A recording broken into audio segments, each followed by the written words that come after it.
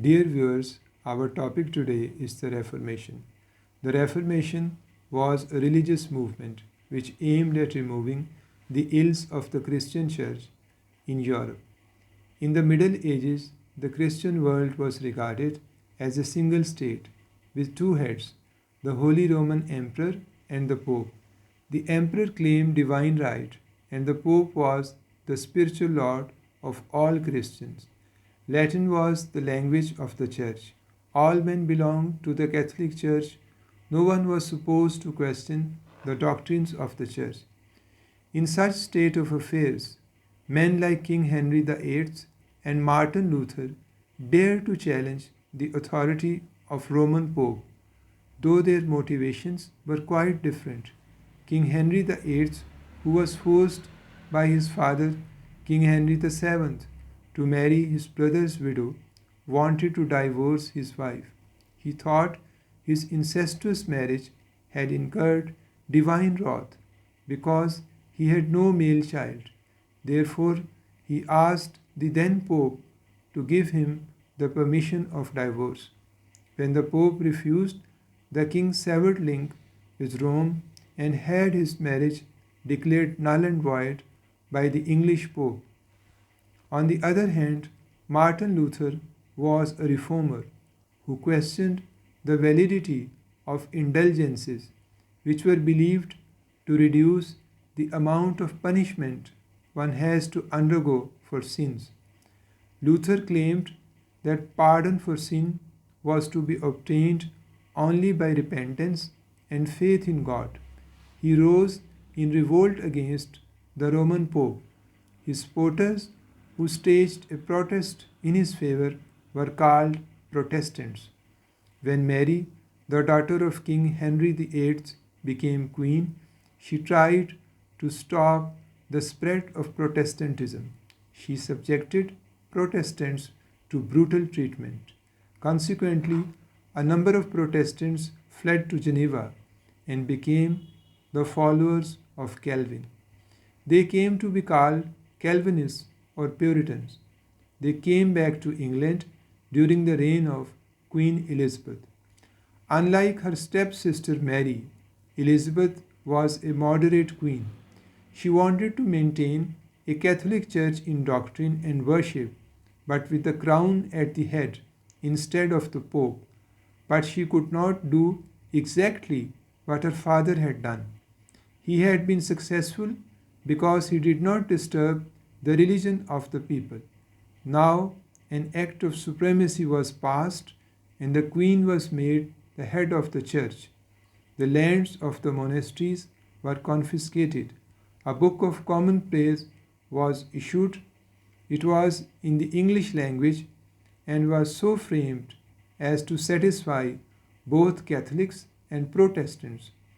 Unlike her sister Mary, Elizabeth decided to make no heresy laws. Men were not punished for holding different religious views. All men were required to attend the church. Those who persistently refused were fined.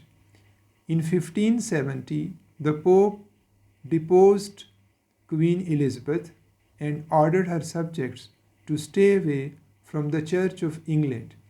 In retaliation, the Parliament passed an act declaring it to be high treason to call the Queen a heretic. Roman Catholics were now in a difficult position. To obey both Pope and Queen was now impossible. Many Roman Catholics suffered death in the latter part of Elizabeth's reign. This would not have happened if the Pope had not deposed the Queen. On the other hand, Puritans were dissatisfied with Elizabethan settlement and wanted to implement Protestantism fully. Furthermore, Calvinists demanded to establish Calvinism in England on the grounds that it was in keeping with the teachings of the New Testament. Contrarily, the Church of England was episcopal, that form of church which was governed by bishops. The Puritans fiercely opposed episcopal system. whereas Elizabeth retained it, perhaps as a necessary machinery for implementing her own authority over the church. The medieval kings strongly believed in the divine right of kings. A king was considered Lord's anointed. People could neither oppose him nor depose him. The Church of England taught divine right as a part of its doctrine. The popes also claimed to be the lords of the world. They asserted that they were God's representatives upon earth, since they were the successors of Saint Peter, who was believed to be appointed by Christ himself to the headship of the church. In Tudor times, Parliament played second fiddle to the kings. Queen Elizabeth was the last of Tudor kings. When King James I became king, three religious parties existed. Number one, the church, which included the great mass of the people. Number two, the Puritans, who wished to see the church become more Protestant than it already was.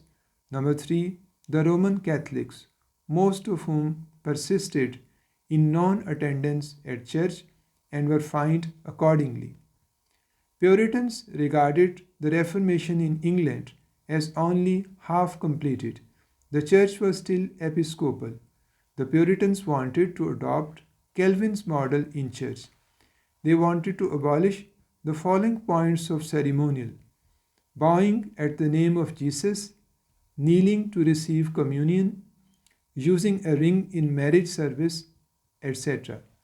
The king was against Presbyterianism as it restricted the authority of the king. Therefore, he proceeded with Elizabethan policy. In consequence, the Protestants turned against him. The struggle between the king and the parliament started in James' reign. It was a struggle of supremacy. The struggle continued to the reign of James' son Charles I. It culminated in the Great Rebellion and subsequent execution of Charles I in 1642. After Charles I's execution, England became a Puritan republic. So came to an end the mystique of divine right, and religion parted company with politics.